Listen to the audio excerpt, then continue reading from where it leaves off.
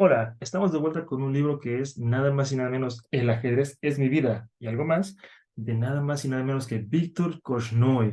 Así es, el primer enemigo aguerrido a muerte de nada más y nada menos que Anatoly Karpov. De hecho, es curioso porque antes de la doble K de Kasparov y Karpov, existió la K de Korchnoi y Kasparov.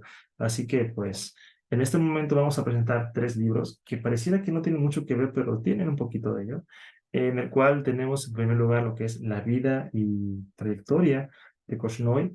Recordemos que Korchnoi es un jugador bastante eh, mencionado y creo que es un jugador de que nunca vas a ver, difícilmente va a ser un libro que no tenga alguna partida de él, porque es oficialmente el jugador que más partidas tiene, sí, a nivel torneo.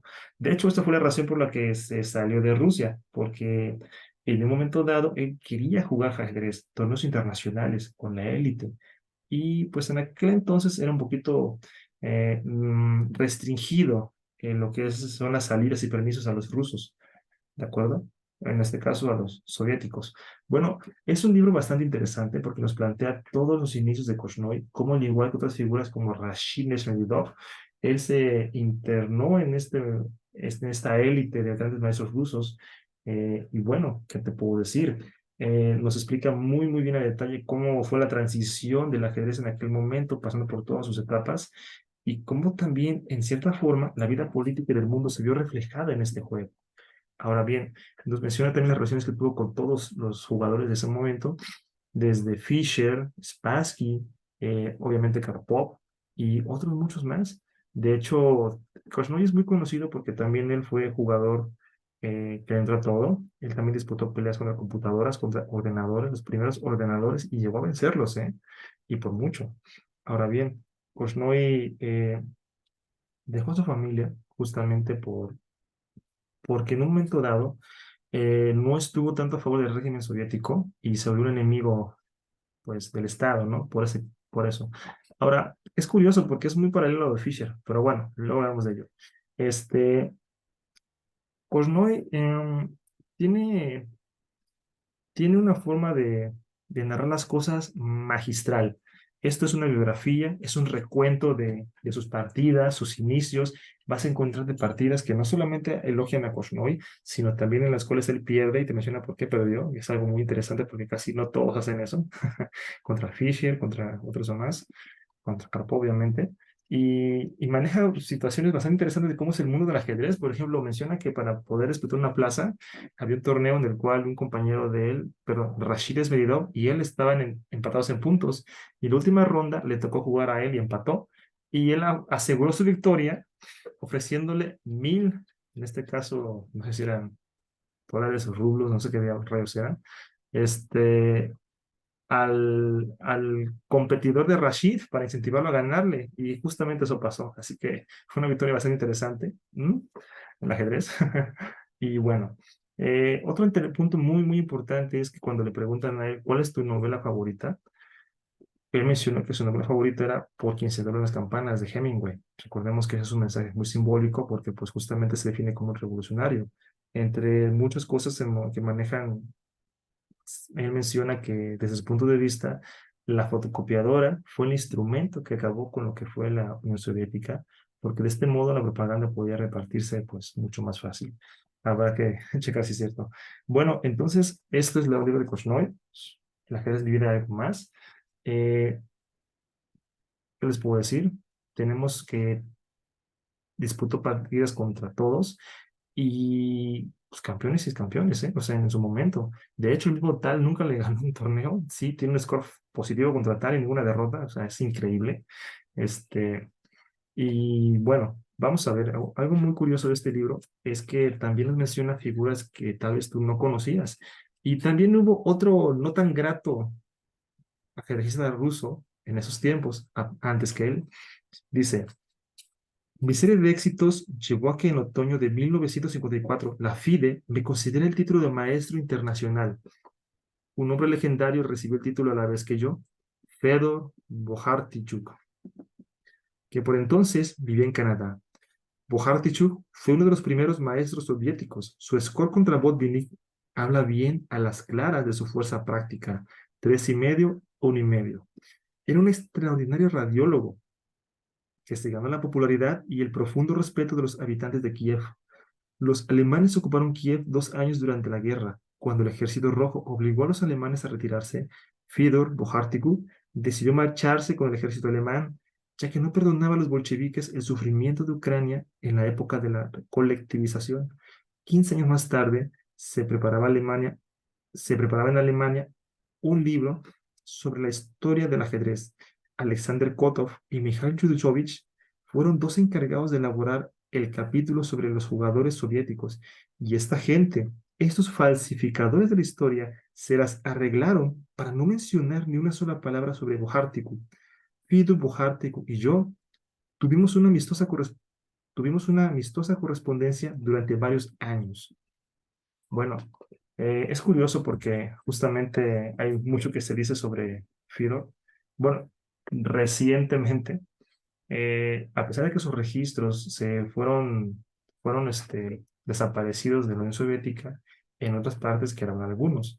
Es así como se pudo reconstruir que esta persona pudo compartir con Boguchov el campeonato de Rusia. Llegó a ser maestro internacional, no GM, porque pues, todo se fue a la borda, todo su papeleo. Sin embargo, él tuvo triunfos contra todos, ahí está, le ganó incluso al mismo Botvinnik. Aunque eso se ve claro que Bojartico nació en finales del siglo XVIII, 1891, y pues cuando se enfrentó a Botvinnik, pues, él tenía ya 35 años y Botvinnik apenas los 16, así que pues bueno, es como que una ventaja un poquito, ¿no? Tiene más experiencia. Y, pero no tengas, pues, no te limites, Botvinnik recuerda que le ganó a Capablanca a los 2 años una simultánea, y pues es Botvinnik. Así que bueno, eh, esto que se va viendo justamente es el hecho de que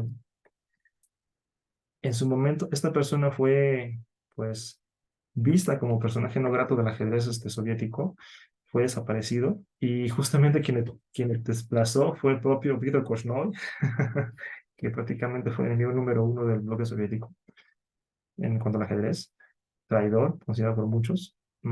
Cabe mencionar que esto que se ha visto, ¿no? De que personas reniegan de su patria, de su ideología, se puede ver justamente con otro ejemplo, que es Alexander Alekhine, el campeón, pues, eh, bueno, el ajedrecista que le quitó el tema a Capablanca. Justamente se unió a los nazis, ¿no? Y fue una ciudad francesa. Bueno, ahora bien, algo muy interesante con esto es que se dice mucho de Fidel Bujarticu, pero los scores varían. Algunos dicen que es 3,5 a 1,5. Otros registros que hacen en internet te dirán que fueron 3 victorias y unas tablas. No hay nada total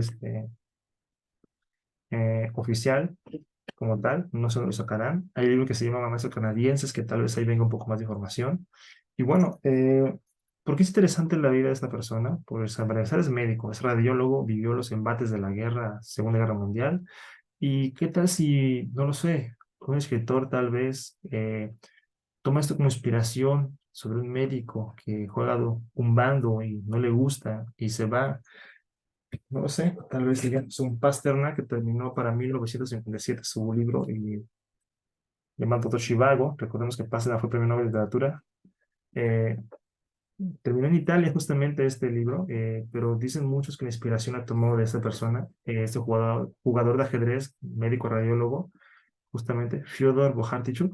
Y bueno, esto es interesante porque si comparamos las vidas de esas personas, pareciera que hay una relación, ¿no?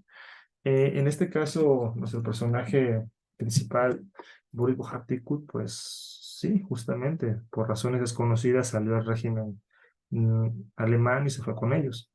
Al parecer, hubo un gran resentimiento por parte de la población ucraniana, porque pues, recordemos que durante un tiempo le confiscaron todo el trigo y causó una hambruna que causó la muerte de millones de personas, un suceso totalmente devastador.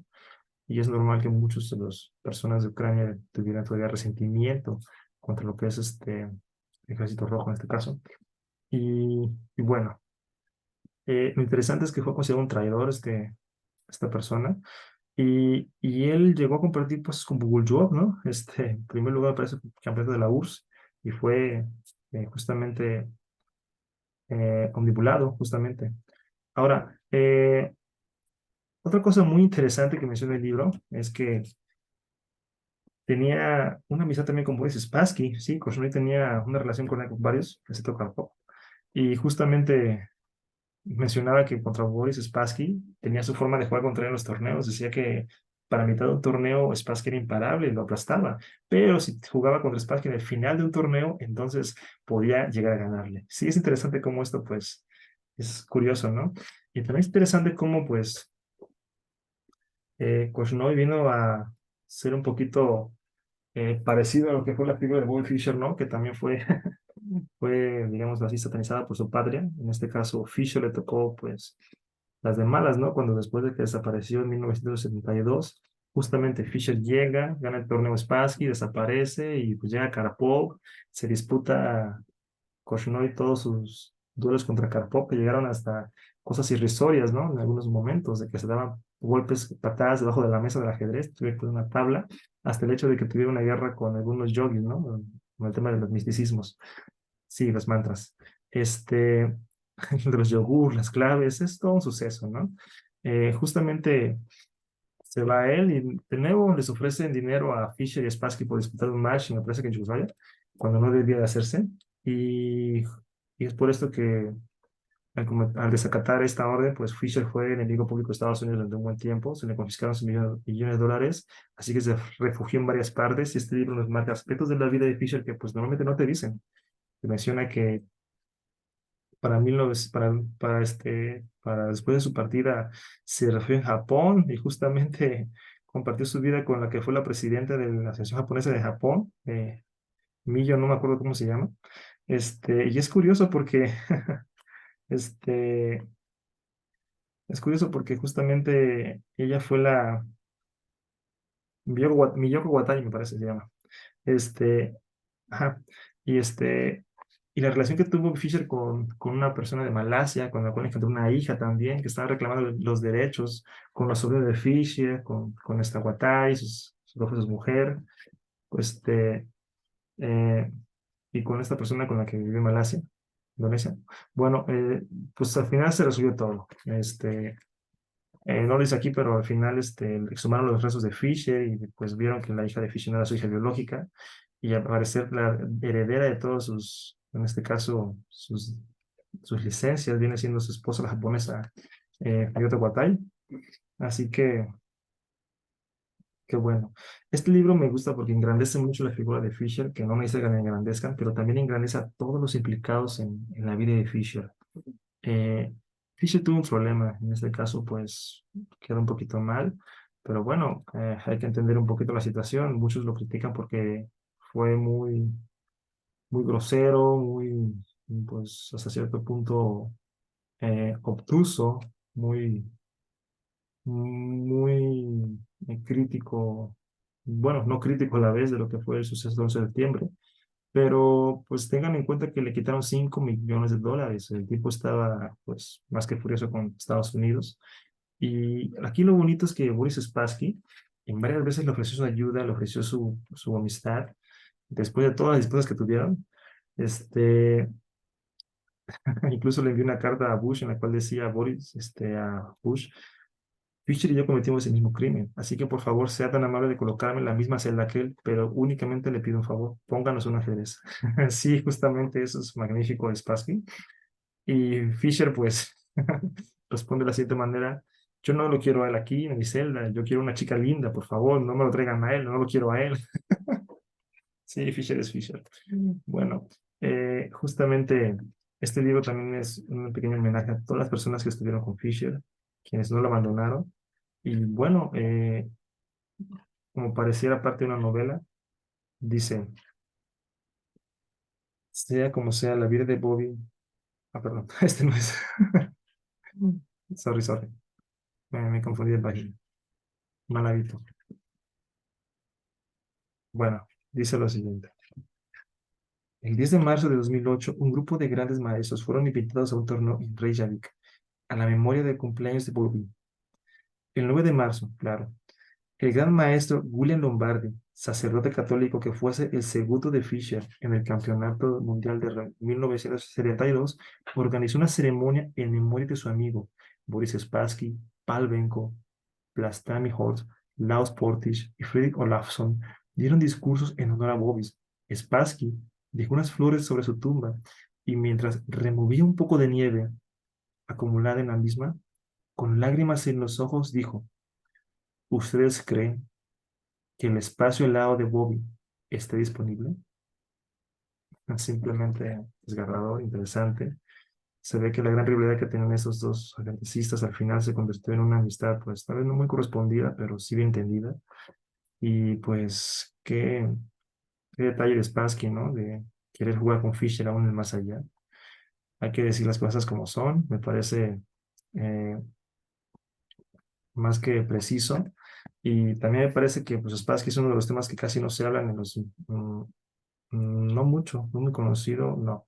No se nos muy conocido, es que pues prefieren a los más conocidos, en este caso Kasparov, Kramnik, Carlsen, Fischer.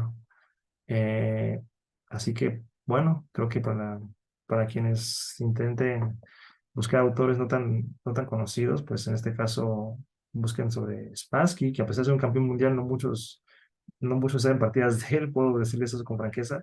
Yo hasta hace tiempo no me interesaba por juego de Spassky, fue hasta que vi un Chase Bay, sus sacrificios, sus juegos tan agresivos que me empezó a gustar. Y bueno, creo que por esa razón Elfin Geller mencionaba que a Spassky le embrujaron el torneo de Reykjavik porque pues se jugó muy diferente tal vez a lo que él esperaba. Recordemos que Elfin Geller era un maestro de ataque y justamente Elfin Geller era conocido como la bestia negra de Bobby Fischer. Geller tenía un score positivo contra Fischer. Y Spassky justamente era pues alumno de Geller, al parecer, muy cercano a él y bueno, su entrenador era Geller. Entonces era como que incomprensible para Geller que Spassky no pudiera usar toda su fuerza, su potencial en esos partidos. Bueno, eso es todo por hoy. Espero que te haya interesado alguno de esos libros. Nos vemos a la siguiente.